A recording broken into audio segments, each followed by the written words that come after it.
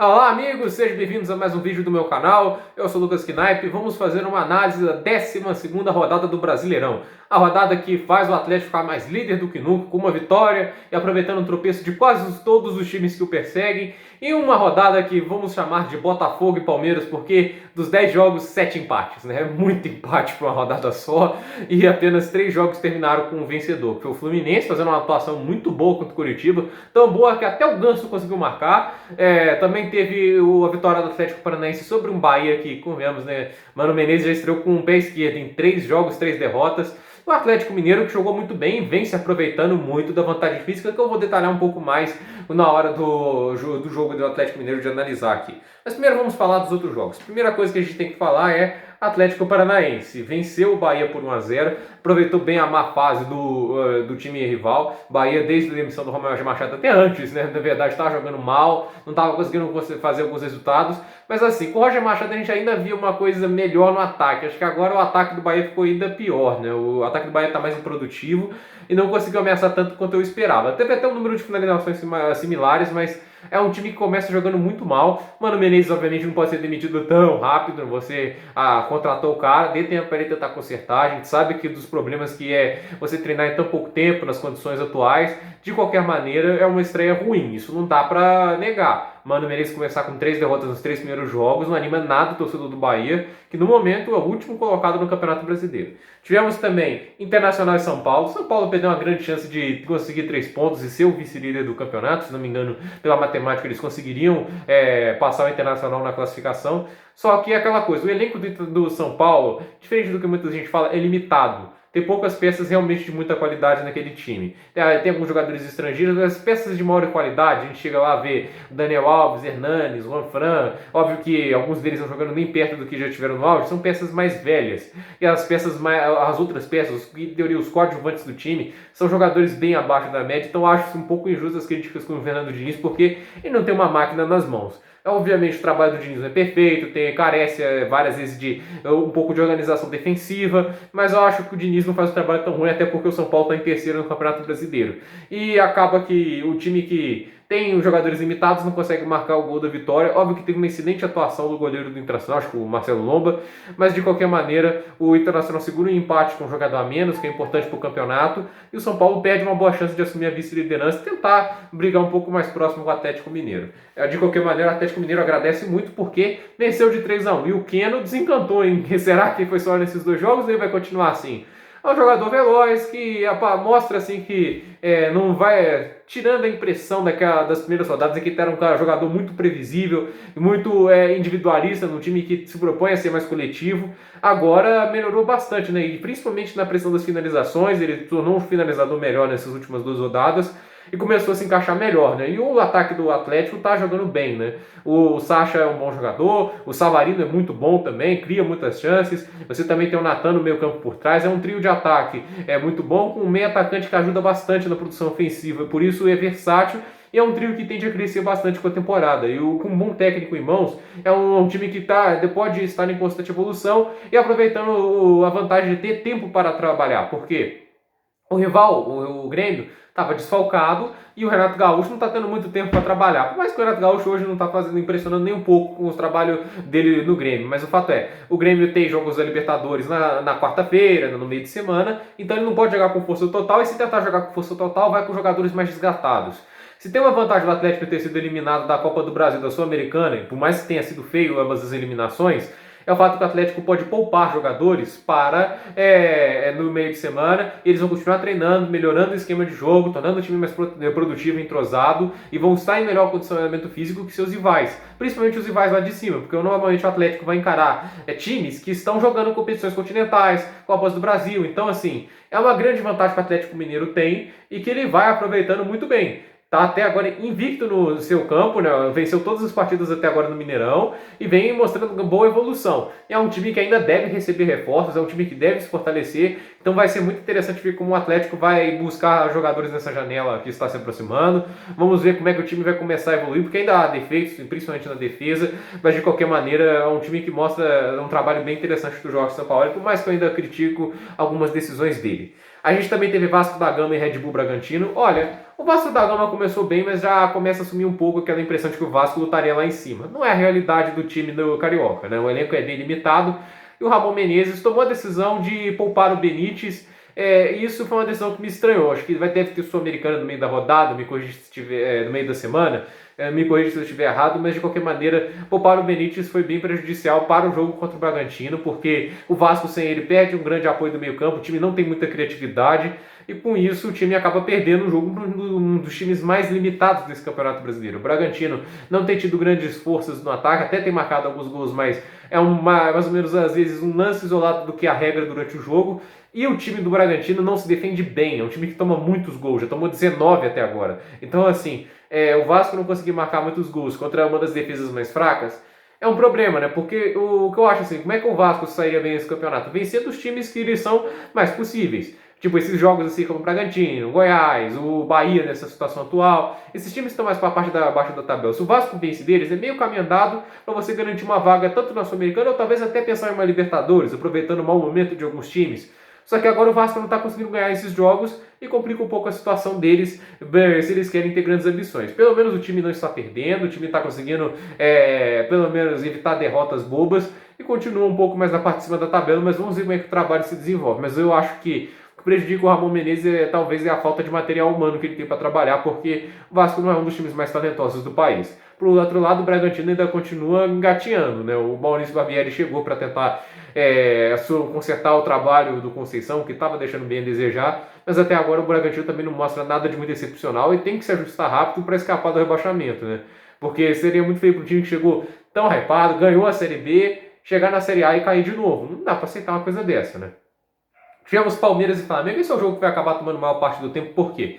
Para o Flamengo, vamos aqui falar um debatezinho sobre esse jogo. Eu tenho que falar sobre isso. O Flamengo foi o time que apressou mais a volta do Brasileirão, na verdade do Campeonato Carioca, apressou a volta do Campeonato Carioca, assim, treinou antes da Prefeitura liberar para você treinar, você fazer testes coletivos lá. Então assim, o Flamengo desrespeitou o protocolo diversas vezes, forçou a volta, pensou muito mais em dinheiro do que propriamente na saúde pública, entender que agora não era o momento de futebol. De qualquer maneira, o futebol voltou, eles fizeram todo esse negócio, para mim foi uma vergonha, e de qualquer maneira aconteceu. O futebol estava voltando, o Flamengo não está jogando bem, essa é a grande verdade, o Flamengo estava devendo muito, ainda mais em comparação ao time do Jorge Jesus, vem de goleadas para o Del Valle, não jogou bem contra o Barcelona, apesar da vitória, venceu porque o oponente era muito limitado, e aconteceu que o Flamengo jogando dessa maneira e indo enfrentar o Palmeiras, o diretoria achou que poderia perder, e tentaram adiar o jogo, porque teve muitos atletas contaminados por Covid, porque o Flamengo não seguiu os protocolos, teve fotos do time mesmo com contaminados, tirando foto de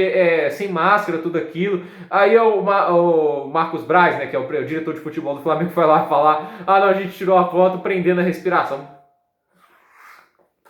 Não dá. Eu fico assim pensando. Para mim, o jogo deve acontecer se a gente for seguir a regra que a CBF está adotando. Para mim, não devia acontecer por causa do risco da saúde dos atletas, mas o Flamengo forçou a volta e teve times muito limitados, que perderam muitos jogadores. O Goiás chegou a estar com 18 desfalques por causa da Covid-19 e continuou jogando sem chorar. Agora o Flamengo, que tem um elenco que ainda estava muito bom e bem mais entrosado que o Palmeiras, ficou protelando até o final, chegou a atrasar a entrada em campo. Óbvio que também foi uma bagunça essa batalha jurídica, mas de qualquer maneira, eu acho que foi mais um papelão protagonizado por essa diretoria que só pensa o futebol no olho dela. Basicamente assim, se não for do meu jeito, tá errado. E basicamente assim, se não for do meu jeito, eu vou ficar protestando, eu vou meter o negócio, vou adiar. Basicamente é uma coisa ridícula, né? Então assim, o Flamengo está unindo o futebol. Muitos times estão se unindo contra o Flamengo. Essa tem sido a conquista do Landim na diretoria. Transformou o time que teve o futebol mais encantador da última temporada em um time muito antipático. Essa é a grande verdade. O Flamengo se tornou um time muito antipático para os rivais e os rivais não estão gostando dessa postura do Flamengo. Mas falando do jogo, que é o mais importante, o Palmeiras, vamos ser sinceros, né? Que coisa. Ali forçou a volta do jogo também, né? Queria jogar, aproveitar esse momento do Flamengo, mental lá embaixo, né? A gente também vendo que o time estava desfalcado, mas o Flamengo para mim foi muito melhor no jogo, porque o Palmeiras, assim, que time desorganizado, que desperdício. O Luxemburgo é um técnico superado também. Tá muito claro isso. O time não joga bem, o Palmeiras está muito aquém do potencial, e essa é uma invencibilidade tosca, porque o time está invicto, mas empatou muito mais do que venceu. E empatando. O Atlético, que está com 3 derrotas no campeonato, é o líder isolado enquanto o Palmeiras está bem atrás. Então, assim, e ficar no empate não vai dar ao Palmeiras uma grande classificação, ficar empatando. Imagina você ficar com 20 empates no Campeonato Brasileiro. Isso aí não vai te levar longe, não. Então o Palmeiras tem talento para jogar muito melhor. Na minha opinião, se tivesse um bom técnico em mãos, eu vou falar, o pessoal pode me xingar, se tivesse até o Diniz ali, porque o Diniz sabe jogar, pelo menos organizar um time minimamente ofensivo, e por ter um elenco muito melhor que o Palmeiras tem atualmente, poderia até fazer um trabalho interessante.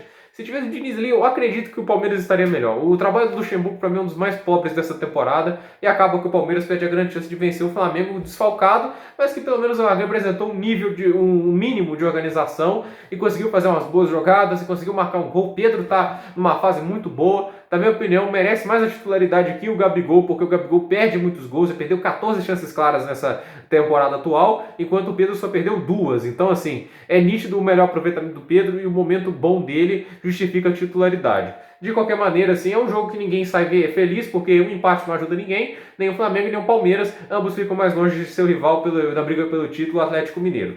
Ceará e Goiás empataram, né, em 2-2. O Goiás teve uma atuação razoável, mostrando algum tipo de evolução. O técnico Thiago Largue, vinha trabalhando no time e conseguiu uma sequência de 3 jogos sem perder e acabou demitido. Não foi por causa da sequência, eu fiz um vídeo ontem sobre a demissão do Thiago Largue, foi porque ele fez algumas exigências, né, pontualidade, relatório de desempenho, e queria que os jogadores se esforçassem mais. Foi isso que ele fez. E aconteceu, eles pediram para demitir o cara.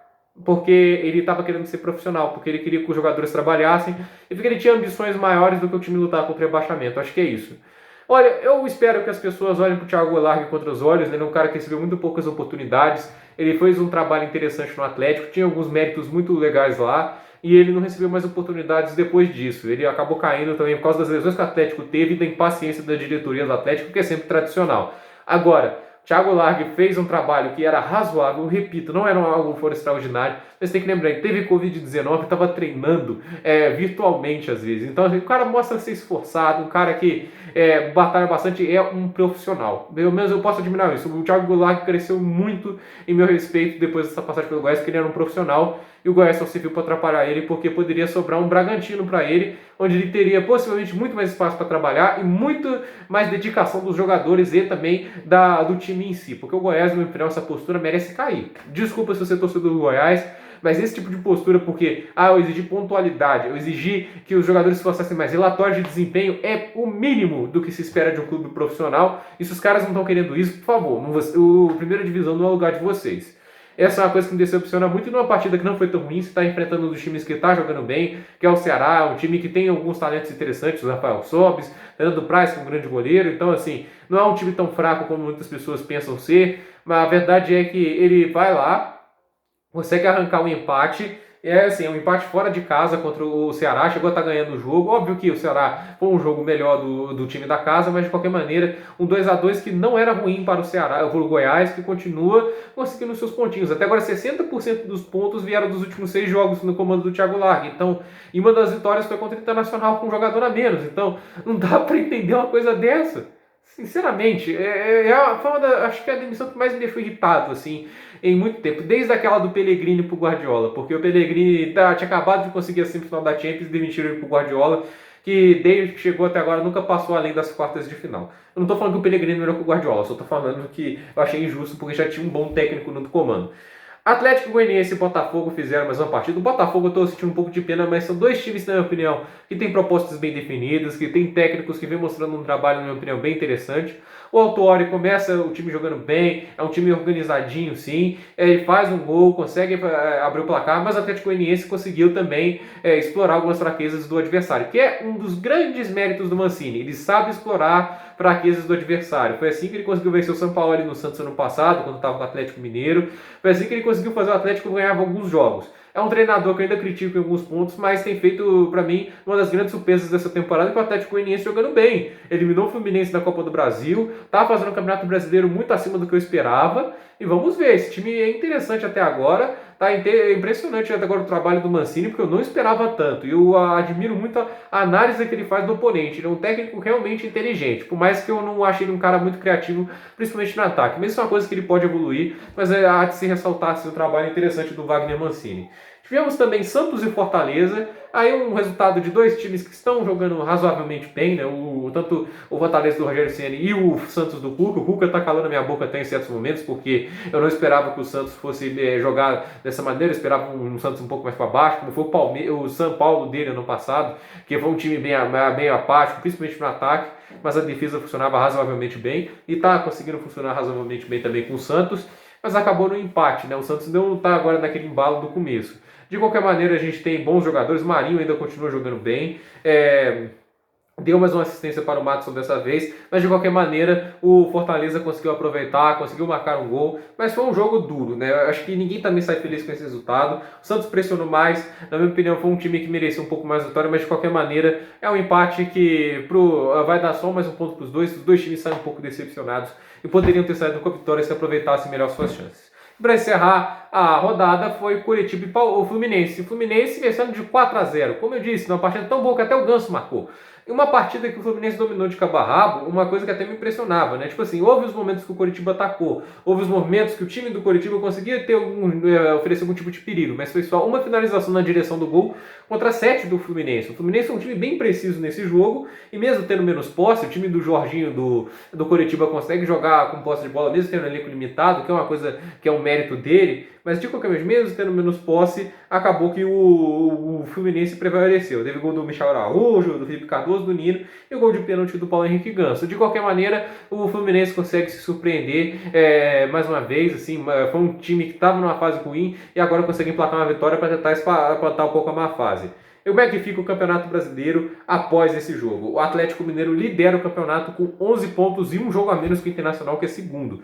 Sempre lembrando que aqui o Campeonato Brasileiro está bem confuso em questões de classificação por causa dos jogos a menos. Tipo, a Internacional tem 12 jogos e o Goiás tem 9. Então o Internacional tem 3 jogos a mais que o 19º colocado. Então, assim, é bem variado como é que está o campeonato. Vamos lá falar os jogos e os pontos. Atlético Mineiro é o primeiro com 24 pontos, 12 jogos. Internacional é o segundo com 21 pontos, 12 jogos. São Paulo é o terceiro com 19 pontos, 11 jogos. Palmeiras é o quarto com 19 pontos, 12 jogos. O Vasco é o quinto com 18 pontos, 11 jogos. Flamengo é o sexto com 18 pontos, 12 jogos. Fluminense é o sétimo com 17 pontos, 12 jogos. Sport Recife é o oitavo com 17 pontos, 12 jogos. Preso até agora nesse campeonato do Sport. O Santos é o nono com 17 pontos, 9 jogos. Fortaleza é o 10º com 16 pontos, em 12 jogos.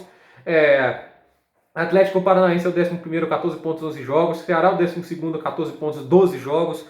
Atlético Goianiense é o 13º com 13 pontos, 12 jogos. Grêmio é o 14º com 13 pontos, 12 jogos. Corinthians é o 15º com 12 pontos, 12 jogos. O Coritiba é o 16º com 11 pontos, 12 jogos. E na zona de rebaixamento, Red Bull Bragantino com 11 pontos, 12 jogos. O Botafogo em 18º com 11 pontos, 12 jogos. Goiás em 19º com 9 pontos, 9 jogos. E o Bahia em último colocado com 9 pontos em 11 jogos.